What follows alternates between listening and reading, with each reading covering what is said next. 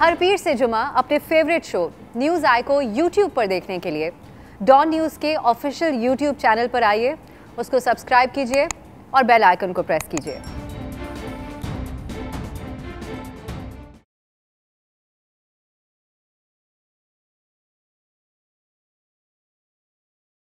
अस्सलाम वालेकुम, मैं हूं अफसा कोमल। साबिक चीफ जस्टिस साकिब निसार के हवाले से एक जो मुबैना ऑडियो टेप सामने आई वो आज भी सियासी मंजरनामे पर हलचल का बाइस है। नून लीग ने इस ऑडियो टेप की बुनियाद पर नवाज शरीफ और मरियम नवाज की सज़ा ख़त्म करने का मुतालबा कर दिया है, जिससे इस सवाल का जवाब तो मिलता है जो कि कहा जा रहा था कि इस वक्त में क्यों सामने आई कि ये ऑडियो टेप जो है इस मकसद वही है अदालतों से रिलीफ हासिल करना जो कि जिसका एतराफ़ भी अब किया जा रहा है नून लीग की तरफ से ये बयान देकर जो शाहिद खाकान साहब का सामने आया जो आपने सुना।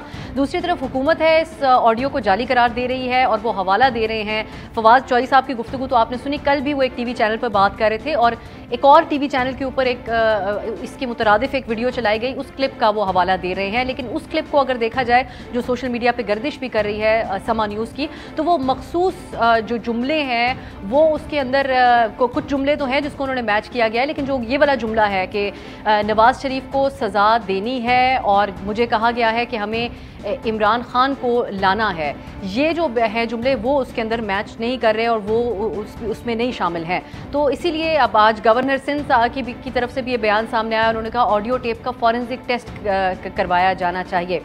तो हालिया वक्तों में अगर देखा जाए एक टाइमलाइन है, सिर्फ एक ये ऑडियो टेप नहीं है, इससे चंद रोज़ कबल साबिक चीफ जज गिलगित बल्तिस्तान का एक एफिडेविट सामने है। उससे पहले जस्टिस शौकत अजीज़ सिद्दीकी हो जाएं या अरशद मलिक, उनके बयानात भी सामने आए जो कि अदलिया के हवाले से यकीनन एक बहस छिड़ गई। लेकिन इन बयानात के इस वक्त में इस तरीके से बहस में होना अदलिया के वक़ार और निज़ाम इंसाफ की साख के हवाले से जो सवालात उठ रहे हैं उसको कैसे बचाया जाए, ये एक सवालिया निशान है। क्योंकि माजी में ऐसे बयानात हाई कोर्ट और उससे कम सतह के जजेस हों या फिर चेयरमैन नैब, उनके हवाले से तो होते रहे, लेकिन यहाँ पर बात हो रही है मुल्क की आला तरीन अदालत के साबिक सरबरा, उनके ऊपर ये इल्ज़ाम लग रहा है, उनकी ऑडियो टेप है। तो क्या आला अदलिया को उसके ऊपर एक्शन लेना चाहिए, उनकी तरफ से लिया जाएगा? और क्या इन बातों को मद्देनज़र रख कर ये जो ऑडियो टेप है और उसमें जो कहा गया खान साहब प्राइम मिनिस्टर साहब को डायरेक्टली कि इमरान खान को इक़्तिदार में लाना है, इस पर प्राइम मिनिस्टर इमरान खान खुद से कोई अपने तय फॉरेंसिक टेस्ट करवाने का या इसकी तहकीकात का हुक्म देंगे, इस बारे में भी बात होगी। और ख़ास तौर पे इसलिए भी कि ताकि आइंदा इस किस्म के अगर झूठ बोला जा रहा है इस मुबैना तौर पे किसी मीडिया ग्रुप की तरफ से या फिर नून लीग की तरफ से, तो ये रास्ता हमेशा के लिए बंद हो जाए। और हम ख़ास तौर पे माहिर कानून से ये जानने की कोशिश करेंगे कि क्या ये महज एक सियासी जमात और एक साबिक चीफ जस्टिस का इंडिविजुअल मामला है या ये पूरे निज़ाम इंसाफ का मामला है। और तीसरा ये कि इस मुबैना ऑडियो टेप से नून लीग को अदालतों में क्या कोई रिलीफ मिल सकता है या नहीं, क्योंकि साबिक जज राना शमीम जो है उनके बयान पर इन शख्सियात को तौहीन अदालत का नोटिस जारी हुआ, जिस तरह के जिन्होंने रिपोर्ट किया उनको और ख़ुद राना शमीम को।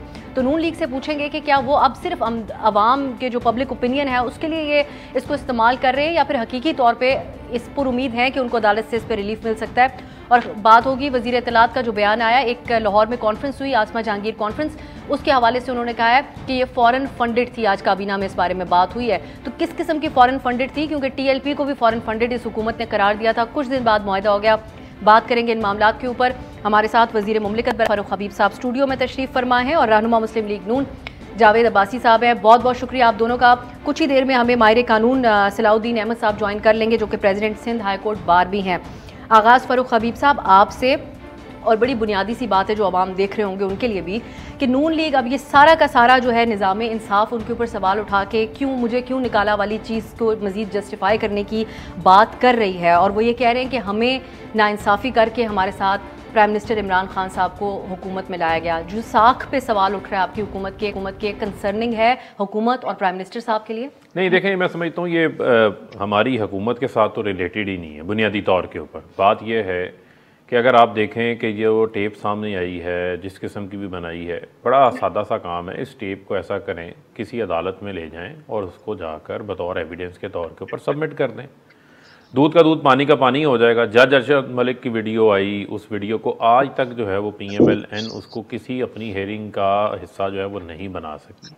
राना शमीम साहब का मामला आया तो वो उनके बेटे ही साहबजादे हैं, वो कहते हैं ना घर का भेती जो है वो लंका ढाए, उनके साहबजादे ने आकर ये कह दिया कि ये नोटराइज लंदन से इस वजह से करवाया गया है क्योंकि मियाँ साहब को जो है वहाँ पर असाइलम की ज़रूरत पड़ सकती है और वहाँ पर उनकी अदालतों के अंदर वही डॉक्यूमेंट्स जमा होते हैं जो वहाँ के नोटराइज्ड होते हैं। ये उनके बेटे ने ऑन रिकॉर्ड आके टीवी के ऊपर फरमा दिया और राना शमीम जो है वो PMLN के नायब सदर रह चुके हैं, उनके वकला विंग सिंध के मियाँ साहब उनको तैनात करने वाले जी उनको तैनात करने वाले हैं, जिससे भी मुलाकातें होती हों, ताल्लुकात हों।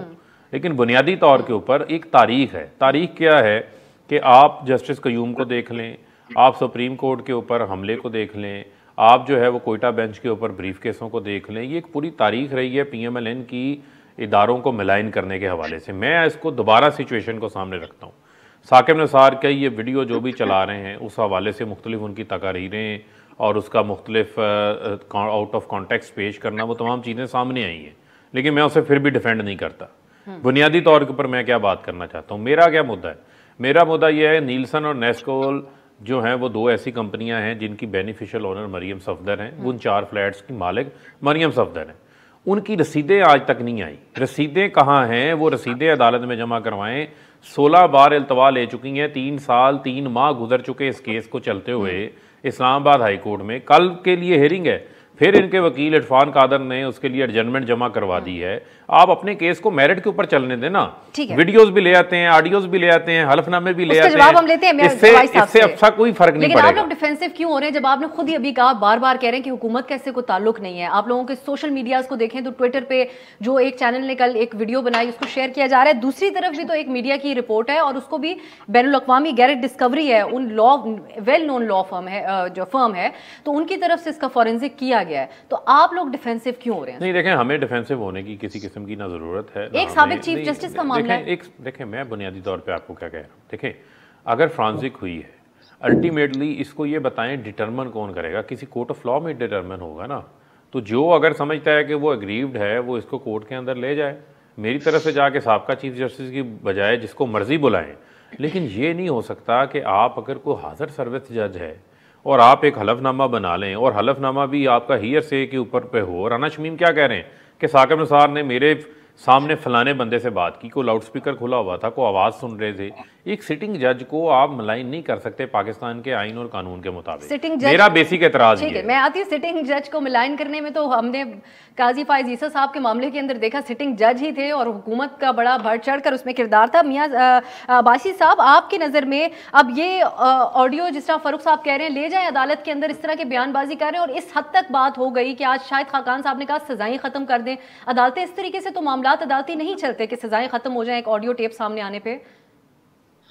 बिस्मिल्लाहिर्रहमानिर्रहीम, बहुत शुक्रिया जी।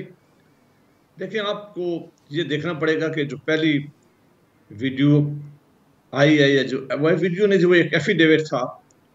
जो एक चीफ जज थे राणा साहब, उन्होंने कहा कि मेरे साथ साकिब निसार साहब की सिटिंग हुई है जब वो चीफ जज थे और वो चीफ जस्टिस ऑफ पाकिस्तान थे।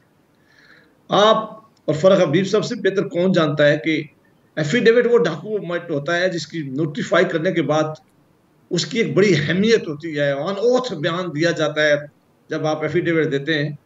और वो जज साहब आज स्टैंड करते हैं कि इस्लामाबाद हाई कोर्ट में मैं पेश होकर इसका दफा करूंगा। और वो कहते हैं कि मैंने अपनी मरती बीवी से वादा किया था कि मैं सच कौम के सामने लेके आऊंगा। अब ये मामला एक चीफ जस्टिस ऑफ पाकिस्तान के दरमियान है। उसके कंटेक्स्ट आप सारे जानते हैं कि उसके कंटेंट्स क्या थे, वो आपने कई दफा पढ़ भी लिए, देख भी लिए और सुन भी लिए। दूसरी जो भी ऑडियो आई है, वो एक सीनियर जर्नलिस्ट है, एक बहुत बड़े यहाँ ग्रुप से उनकी वाबस्तगी रही है और आज भी शायद हो। आपकी बरादरी से उनका तल्लक है, आपके कबीले से उनका तल्लक है। ये उन्होंने जारी किया है, इससे हमारा कोई तल्लक नहीं, हमने की। और वो कहते हैं कि मैंने इसका फॉरेंसिक ऑडिट कराया है और उसमें साकिब निसार साहब की बात को सुनाई दे रहे। मेरा सिर्फ इतना, मैंने रात को भी एक शो में कहा कि देखें, ये बड़ा सीरियस एलिगेशन है। अगर चीफ जज और जर्नलिस्ट ने ये अपने तौर पर तैयार किए किसी को फायदा देने में और किसी को नुकसान करने में, ट्रायल होना चाहिए। अगर ये गलत साबित हो जाए तो उन्हें लटकाना चाहिए।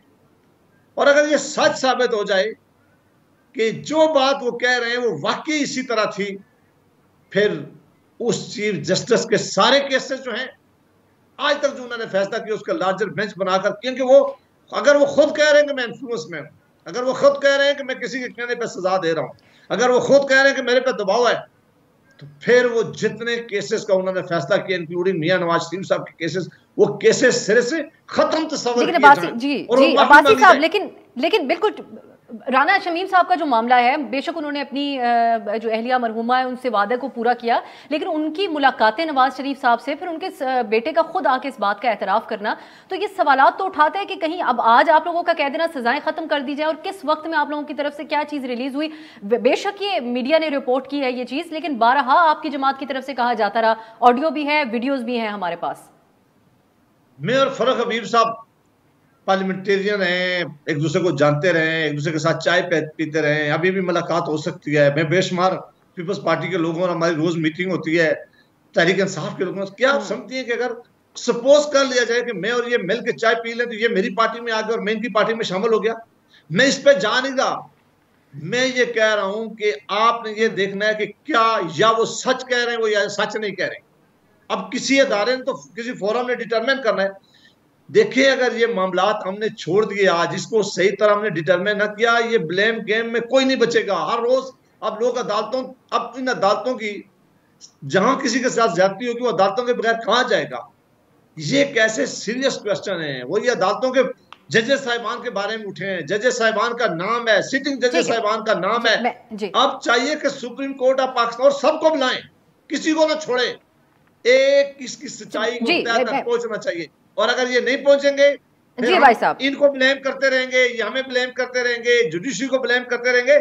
और आज भी हमने पीटीआई की हुकूमत पर किसी ने नहीं इल्जाम लगाया, मुझे नहीं, कि ये सारे दोस्त हमारे खुद क्यों कूद पड़े हैं उनकी मदद के लिए। इनका तो मुतालबा ये होना चाहिए था हुकूमत में कि इसका इंडिपेंडेंट कमीशन बनाकर इस मामले की तह तक पहुंचा जाए।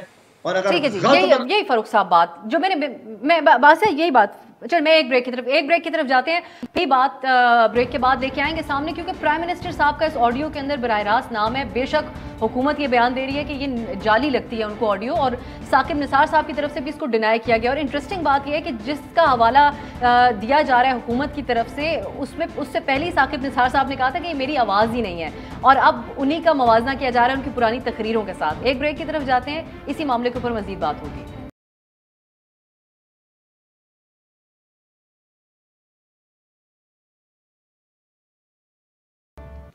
ब्रेक के बाद खुशामदीद बात हो रही है। एक तो साबिक चीफ जस्टिस के हवाले से जो ऑडियो टेप का मामला है, इस बारे में तो फ़ारूक हबीब साहब बात फिर एक बार फिर वहीं आएगी, क्योंकि ये एक आप ही इसका जवाब दे सकते हैं हुकूमत को रिप्रेजेंट करते हुए।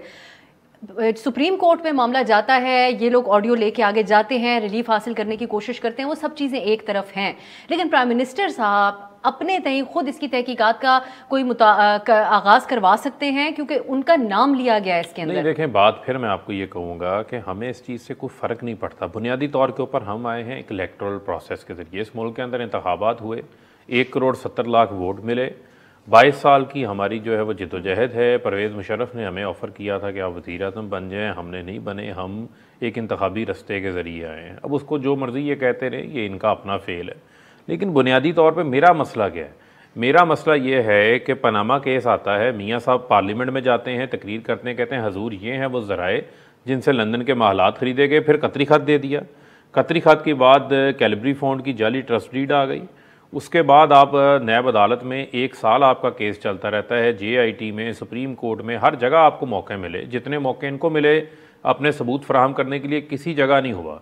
लेकिन आज तक जो है वो रसीदें सामने नहीं आई। फिर मैं दोहराना लेकिन अदलिया के जो आप लोग बात कर रहे हैं, जो ये कहते हैं सजाएं खत्म करें, एक मिनट, जो ये कहते हैं सजाएं खत्म करें, ये इन फ्लैट्स की 4 फ्लैट्स की ऑनरशिप इन्होंने खुद तस्लीम की, क्योंकि मरियम सफदर का बड़ा मशहूर बयान है, मेरी लंदन में क्या, पाकिस्तान में कोई प्रॉपर्टी नहीं। ये बिल्कुल आप ये वो फैक्ट्स हैं जिनको हम जुटला नहीं सकते। लेकिन आप उसके अलावा फिर आप जो मर्जी वीडियोज ले आए, ऑडियोज ले आए, उनको किसी ना किसी कोर्ट ऑफ लॉ में तो जाना लेकिन वो ये चीज तो उनकी जस्टिफाई करती है ना कि हमें क्यों निकाला। मरियम नवाज का बयान है कि मेरे वालिद साहब को इंसाफ मिले, मैं आज शाम को उनको बुला लेती हूँ। पब्लिक ओपिनियन के हवाले से ऐसे नहीं देखें, ऐसे नहीं देखें। आपकी ऑनरशिप में कोई चीज़ है या मेरी ऑनरशिप में कोई चीज़ है, तो उसके सोर्सेज ज़राए जो है वो जस्टिफाई मैंने या आपने करने हैं। वो जो 4 फ्लैट्स जिनको इन्होंने तस्लीम किया है उसके आज तक सोर्सेज को जस्टिफाई नहीं कर सके। क्या आप मुतमिन हैं? आप उस कतरी खत की कहानी को बाय करना चाहती हैं? पता है बात यह है कि डिबेट उस तरफ चली जाती है, क्योंकि डिबेट है यहाँ पे इन जनरल एक बात डिबेट है ये बड़ा आसान है। आपकी बात ये मैं आपको चीज बताऊं, हमारे मुल्क में होता क्या है, टॉपिक पे आपने ये बात इससे पहले भी की, मैं आपको बताता हूँ। अच्छा, हमारे मुल्क में होता ये क्या रहा है, आप ये ध्यान में रखें कि हमारे मुल्क के अंदर जो हमेशा जब अगर एहतसाब होने लगा, यहाँ पाँव पकड़ लो या एनआरओ ले लो या हुदैबिया की तरह केस इतना लंबा हो जाए कि टेक्निकल ग्राउंड्स में आपको रिलीफ मिले, वो ठीक है फारूक साहब। लेकिन एक और बात है, बात हो रही है अदलिया को बदनाम करने की। हमने देखा कि फवाद चौधरी साहब ने, चले मैं आपकी बात को आसान करता हूं, सिटिंग जजेस के बारे में हुकूमत की तरफ से बयान आते हैं। फैसल वावडा ने उस दिन कहा कि जो साबिक जस्टिस हैं, चीफ जस्टिस या जजेस हैं, उनको उन्होंने इन जनरल राना शमीम साहब के हवाले से बात कही थी कि उनको जूते पड़ने चाहिए। तो फिर अदलिया के ऊपर तो सारे सवाल उठाते हैं, पर फायज ईसा साहब के केस में हुकूमत का क्या किरदार? नहीं, एक मिनट, वो एक अलग बात है फायज ईसा साहब वाली। वो मामला एक प्रोसेस के जरिए जुडिशल कमीशन में गया, जुडिशल कमीशन ने उसका फैसला दिया, वो फैसला आ गया, हुकूमत ने भी तस्लीम कर लिया। बयानात तो दिए ना ऑन रिकॉर्ड? नहीं देखें, आप अगर ऑन रिकॉर्ड को बयानात की बात करते हैं तो हमने किसी जज की, हाजिर सर्विस जज की ऑन रिकॉर्ड आके ना तौहीन की ना तस्लील की। यहाँ पर अगर आप बयानात निकालें, एक मिनट, यहाँ आप बयानात देते हैं जजेस बोगस भरे हैं, यहाँ आप जजेस की फैमिलीज़ की बच्चों के लिए ज़मीन तंग करना चाहते थे। हमने ये कहा कि अकाउंटेबिलिटी तो सबकी है ना, सब अकाउंटेबल है। लेकिन मैं आपको क्या अर्ज़ करना चाह रहा हूँ, मैं आपको ये अर्ज़ करना चाह रहा हूँ कि हर अकाउंटेबिलिटी का एक फॉरम है।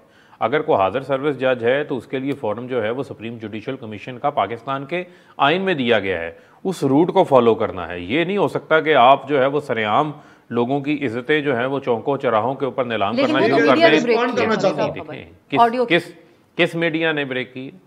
मीडिया की तरफ से ब्रेक की? अहमद दुरानी की खबर है, फैक्ट फोकस उनकी वेबसाइट है। अहमद दुरानी साहब ने अगर ब्रेक की है, फिर मैं आपको कहूंगा कि जिसको बुनियाद बनाकर आज शायद खकान ने कहा केसेस खत्म कर दें, वो कोर्ट ऑफ लॉ में ले जाए ना। अब अहमद दुरानी साहब की ही बात को अगर आप ले लें तो अहमद दुरानी साहब की एक खबर के ऊपर आपको याद होगा कि जब जीआईटी की रिपोर्ट सबमिट होने से एक रोज़ कबल उन्होंने दी न्यूज़ और जंग के अंदर खबर छाप दी थी कि जो आपकी जीआईटी है उसने मियाँ साहब को जो है वो करार दे दिया है, उसके ऊपर उनको माफी मांगनी पड़ी। फारूक साहब, इतने तवील करियर के अंदर अगर 2-3 चीजों नहीं, ये नहीं है, ये इट्स नॉट जस्टिफिकेशन। नहीं, एक मिनट, नहीं, तो आप कहें मैं 5 साल तक कुछ नहीं कर सकती आप लोगों के खिलाफ। ये बात उन्होंने माजरत कर ली, पूरी दुनिया में होता है, गलत खबर छप गई, अगले दिन अपॉलॉजी छप जाती है। ऐसी बात नहीं है, ये गलत खबर छप जाए या अपॉलॉजी छप जाए और बात है। आप वो खबर क्या थी? वो खबर ये थी कि अभी एक जीआईटी है, उसकी रिपोर्ट अदालत में सबमिट होनी है। सबमिट होने से पहले आप कह रहे हैं जी कि आपको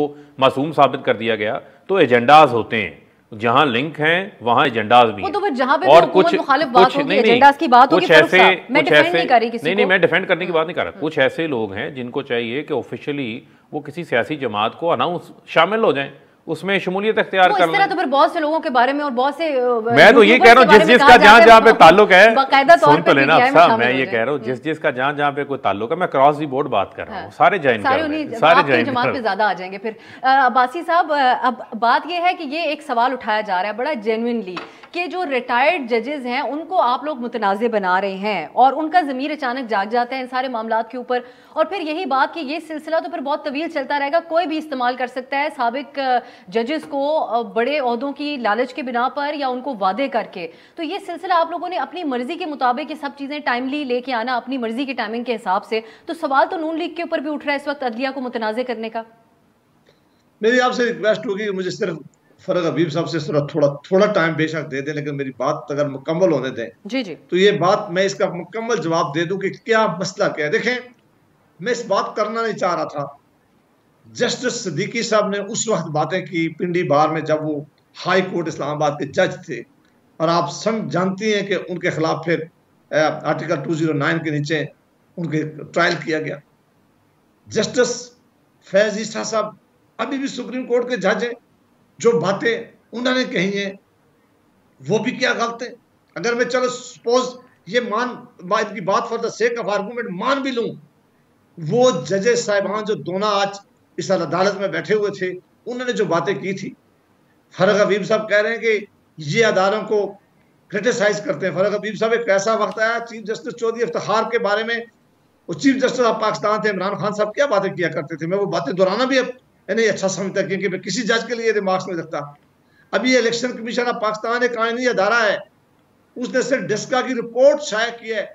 आपके वजीरों ने उसके बारे में क्या क्या इल्जाम लगाए कि ये पैसे खाता है, ये फलां करता है। प्राइम मिनिस्टर साहब ने तकरीरें की है, उस आईनी अदारे की क्या इज्जत आपने छोड़ी है। और फिर उससे छोड़े एक इंडिपेंडेंट आसमान जहांगीर साहबा की खिदमत कोई माने या ना माने, इस मुल्क के लिए, इस मुल्क की खवातीन के लिए, इस मुल्क के पिछड़े हुए लोगों के लिए, इस मुल्क के वो लोग जिनको कोई पूछना नहीं चाह रहा था, उनके लिए वो खड़ी होती थी। वो इतनी बड़ी आवाज थी।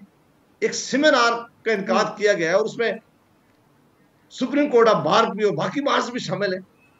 आप को खुदा का खौफ करें। आज आपने कहा कि, और कैबिनेट मीटिंग में आपने लोगों ने कहा कि वो फॉरेन फंडिंग है।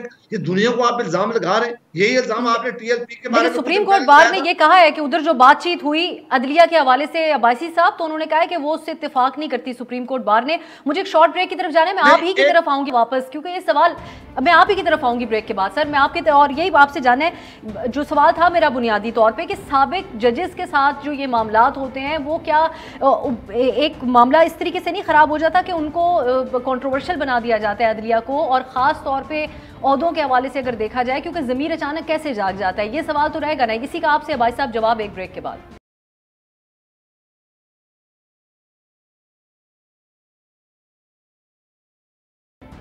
ब्रेक के बाद खुश आमदीद। इसी दौरान हमें माहिर कानून और सदर Sindh high court bar Salauddin Ahmad साहब ने भी ज्वाइन कर लिया। सलाउद्दीन साहब वेलकम कहूँगी आपको प्रोग्राम में। अब्बासी साहब ब्रेक से पहले जो बात हो रही थी आप इस पर रिस्पॉन्ड कर दें ताकि हम आगे बढ़ें। अब ये जो बात की जा रही है कि क्या ये रास्ता नहीं हमवार किया जा रहा साबिक जजेस के लिए, ना आप लोग हों या कोई भी दूसरी जमात हो, कि आप रिटायरमेंट के बाद आइए, इस किस्म के इंकशाफात कीजिए और फिर फेवर्स भी दिए जा सकते हैं। हमारे सिस्टम में कुछ भी मुमकिन है।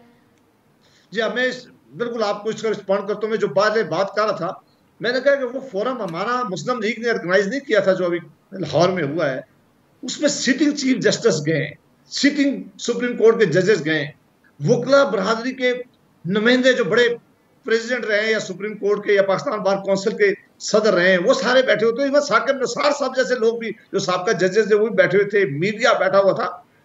अब उस कॉन्फ्रेंस में अगर कुछ सीरियस क्वेश्चन उठाए गए, क्या कहा है उस जजेस साहिबान ने अपनी अदालतों के बारे में कि पिछली अदालतों में क्या क्या होता रहा है, ये कोई हमने ये बात कही थी? वो तो उन्होंने कहा कि अदालतें किस किस मौके पर कंप्रोमाइज होती रही और फैसले करती रही, दबाव नहीं चाहिए। जजेस साहिबान ने वहां कहा है, आपने जरूर देखा होगा, क्या नसीम हसन शाह साहब का रिकॉर्ड पे मौजूद नहीं है चीजें, जस्टिस तमीजुद्दीन के केसेस में चीजें। ये वो चीजें थी जो अभी 4 दिन पहले खुद जजेस साहिबान ने सारे मीडिया के सामने वहां कॉन्फ्रेंस में कहा है।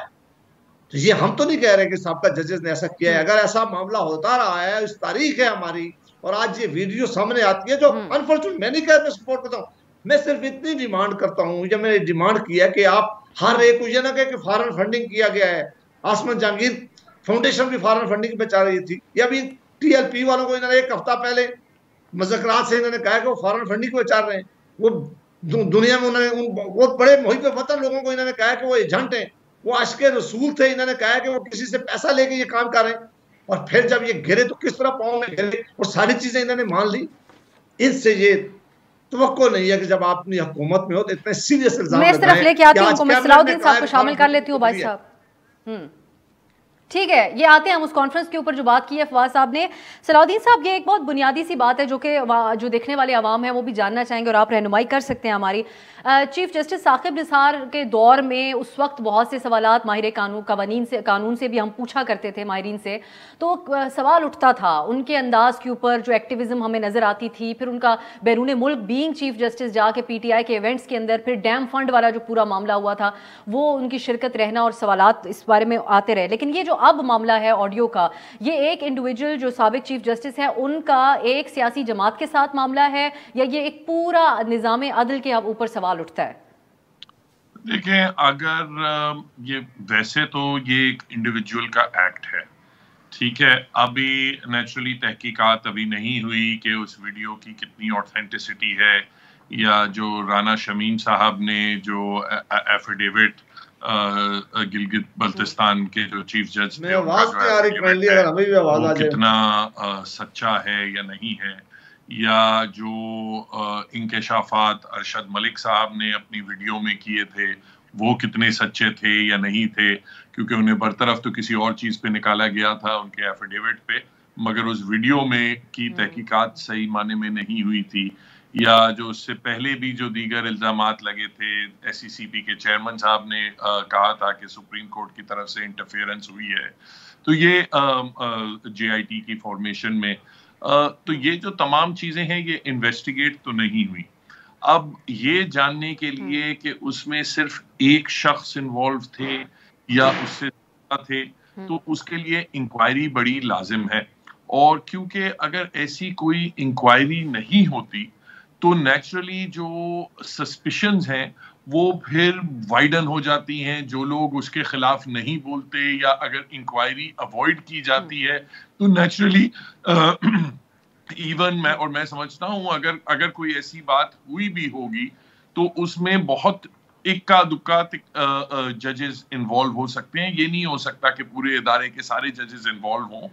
मुझे पूरा यकीन है कि 99% में इन्वॉल्व नहीं होंगे, मगर अगर वो इंक्वायरी नहीं होती तो नेचुरली वो जो सस्पिशंस हैं और शक व शुबात हैं वो फिर एक ब्रॉडर अरीना ऑक्यूपाई करते हैं। जिन लोगों का कोई ताल्लुक नहीं भी होगा वो भी शक की नजरों से देखे जाएंगे। तो इसलिए बड़ा जरूरी है कि एक ट्रांसपेरेंट इंक्वायरी की जाए।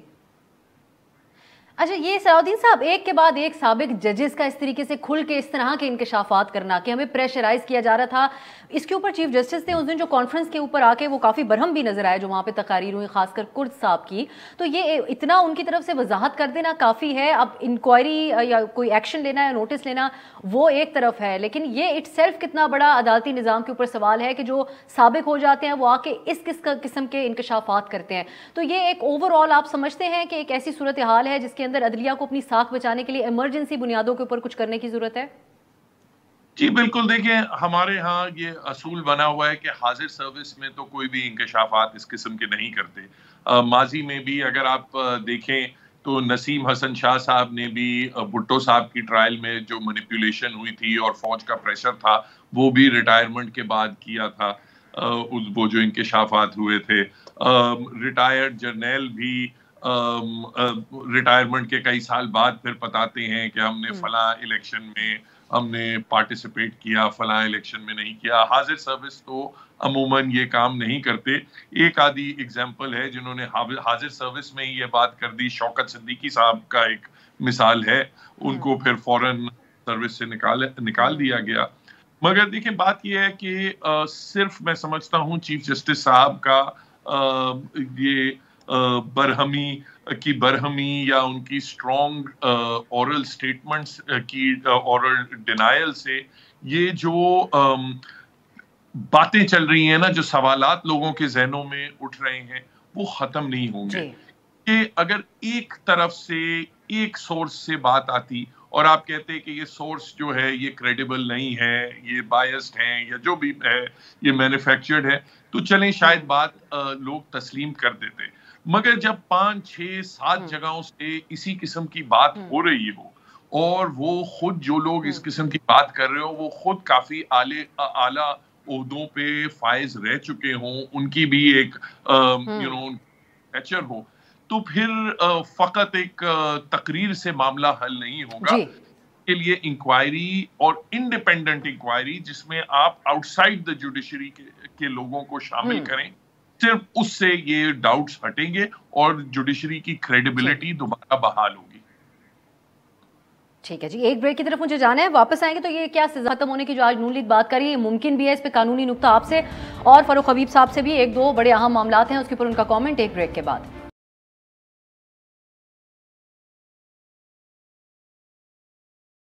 ब्रेक के बाद खुश आमदीद। फरूख हबीब साहब, फवाद चौधरी साहब ने आज एक इंकशाफ किया। उन्होंने कहा कि एक इवेंट इस्लामाबाद में हुआ था, एक जो लाहौर में कॉन्फ्रेंस हुई आसमा जहांगीर कॉन्फ्रेंस, जिसमें चीफ जस्टिस भी गए और तमाम से ताल्लुक़ रखने वाली शख्सियात वहाँ पे मौजूद थी, तो वो उन्होंने कहा कि ये फ़ॉरेन फंडेड थी। तो क्या इसके पीछे आप लोगों के पास सबूत हैं? ये क्या मामला है, खासकर इसके बारे में बताएगा आसमा जहांगीर कॉन्फ्रेंस। देखें बात यह है कि कॉन्फ्रेंस जितनी मर्जी करवाएं आपकी, उसमें दो एतराज़ात हैं। एक एतराज़ जब आपने कहा कि फ़ॉरेन फंडेड थी, तो फ़ॉरेन फंडेड में अगर आप उसकी बैकड्रॉप को देखें तो उनके जो स्पॉन्सर्ड एजेंसीज़ हैं, जो डोनर एजेंसीज़ हैं, उनके नाम लिखे हुए हैं।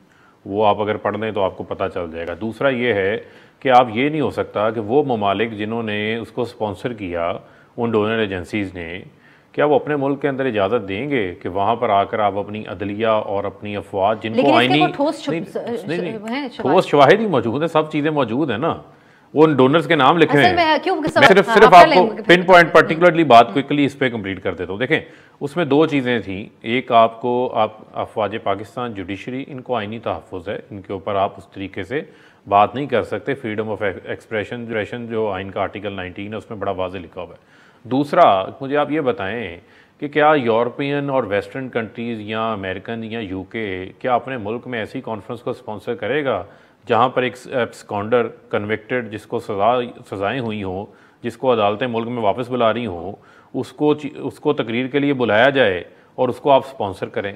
तो ये वो तमाम चीज़ें हैं, ये वो तमाम चीज़ें हैं जिनको देखना पड़ेगा। इसके अलावा जो आप बात कर रहे हैं, सवाल आपसे मैं दोबारा जो आप बात कर रही हैं, टाइम कम है इसलिए मैं सॉरी, मैं कता कलामी की माजरत। मामला ये है कि आप लोगों की तरफ से यकीन करना इसलिए मुश्किल हो जाता है कि फवाद चौधरी साहब ने इतनी ही संजीदा तरीके से आके TLP के बारे में भी कह दिया कि ये फॉरेन फंडेड है, और फिर उसके बाद उनके साथ आप लोगों ने मुआहिदा भी कर लिया। अब यहाँ पे तमाम सोशल वर्कर्स हों, समाजी शख्सियात हों, खुद चीफ जस्टिस साहब हों, सियासी शख्सियात हों, सब मौजूद थे। तो उसके ऊपर सवाल आप लोगों की तरफ से उठाया जा रहा है, तो क्यों ना बेहतर होता कि ठोस शवाहिद सामने रखते कि इन लोगों ने फंड किया और हम प्रेस आपको जो देखें, आप मेरी बात को नहीं समझी। आप जो मैं अर्ज कर रहा हूँ कि उसके अंदर जो डोनर एजेंसीज़ हैं, जो मारूफ डोनर एजेंसीज़ हैं, वो किसी से ढकी छुपी तो नहीं है। पाकिस्तान के अंदर और एक्टिविटीज़ को भी वो सपोर्ट करती हैं। इस एक्टिविटी को भी उन्होंने सपोर्ट किया, लेकिन उस एक्टिविटी के अंदर एक एब्सकॉन्डर को बुलाया गया, एक जुडिशरी और पाकिस्तान के फौज के बारे में जो बातें हुई प्रेस कॉन्फ्रेंस में फंडिंग नहीं, वो स्पॉन्सर्ड है ना, उन्होंने स्पॉन्सर किया तो उनके लोगोज वहाँ पे मौजूद है ना। ये एतराज था हमारा। ठीक है, देखते हैं अब आप लोग इसको आगे किधर तक लेके जाते हैं, क्योंकि बात बहुत आराम से कह दी जाती है, कंट्रोवर्शियल बना दिया जाता है फारूक साहब आप लोगों की तरफ से, और मैं इस पे मजीद अब आगे नहीं जाऊंगी क्योंकि सब आवाम के सामने ये मौजूद है चीज़। मीडिया के बारे में भी एक और आज उन्होंने गिला शिकवा कर दिया मीडिया से कि चीनी की कीमतें कम होती है, ज्यादा होती हैं तो आप लोग खबर देते हैं, कम होती हैं आप लोग खबर नहीं देते। तूफान आता है तो हम खबर देते ना, तूफान आ रहा है, अब थम गया तो मतलब अब आलूद नहीं है, एक हफ्ता ये भी खबर देते रहे। तूफान आएगा तो उसकी खबर देंगे ना, जाएगा तो हर हुकूमत ने जो स्टेप्स लिए उसकी वजह से हर किसी ने हेडलाइन चलाई है। आप लोग जनरलाइज करके ना मीडिया को, फारूक साहब हमें भी आपसे शिकवा है कि बदनाम करते हैं। सलाउद्दीन साहब, आखिर में आपका कमेंट, अब आप ये बताइएगा कि क्या इस सारे मामले के अंदर कम अज कम जो अदलिया और निज़ाम इंसाफ पे सवाल उठ रहे हैं उसका फौरी तौर पे कोई हल है क्या मौजूद? और जो मैं अब्बासी साहब से पूछने की कोशिश कर रही थी कि क्या ये कि ये रास्ता खुद भी इन सियासी जमातों की तरफ से, नून लीग बिलखुसूस की तरफ से नहीं हमवार कर दिया जाता कि जो साबिक जजेस हों वो आके इस तरह की बातें करना शुरू कर दें? तो ओवरऑल आप क्या समझते हैं कि अब इस कॉन्फ्लिक्ट से निकलने का एक शॉर्ट टर्म हल क्या है? मैं पहले एक फारूक इरफान साहब ने जो बात की थी उसका एक जरा मैं जवाब देना चाहूँगा। देखें, ये आसमा जहांगीर कॉन्फ्रेंस को डिस्क्रेडिट करना कि फॉरेन फंडिंग है, कोई खुफिया फॉरेन फंडिंग तो नहीं थी उसमें। स्पॉन्सर्स बिल्कुल सही कह रहे हैं, यूरोपियन यूनियन वगैरह जो दीगर यूरोपियन ममालिक जिनसे डोनर एजेंसीज वगैरह हैं, उनके नाम बाकायदा तौर पे लिस्टेड थे कि वो स्पॉन्सर कर रहे हैं। और इस तरह की कई कॉन्फ्रेंसेस जो गवर्नमेंट ऑफ पाकिस्तान करती है, बल्कि अपना judiciary itself access to justice program हुआ था, फॉरेन फंडिंग $350 मिलियन पे हमारी जुडिशरी की तमाम जो इंफ्रास्ट्रक्चरल डेवलपमेंट हुई है पिछले 10-15 साल में उन फॉरेन फंडिंग से हुई है। हम पाक अफवाज भी फॉरेन फंडिंग लेती है, हमारी गवर्नमेंट भी हेल्थ एजुकेशन वगैरह ये सब फॉरेन फंडिंग पे चलती है। अभी भी इमरान खान साहब जब जाके सऊदी अरेबिया से पैसे लाते हैं या चाइना से पैसे लाते हैं तो वो फॉरेन फंडिंग नहीं है।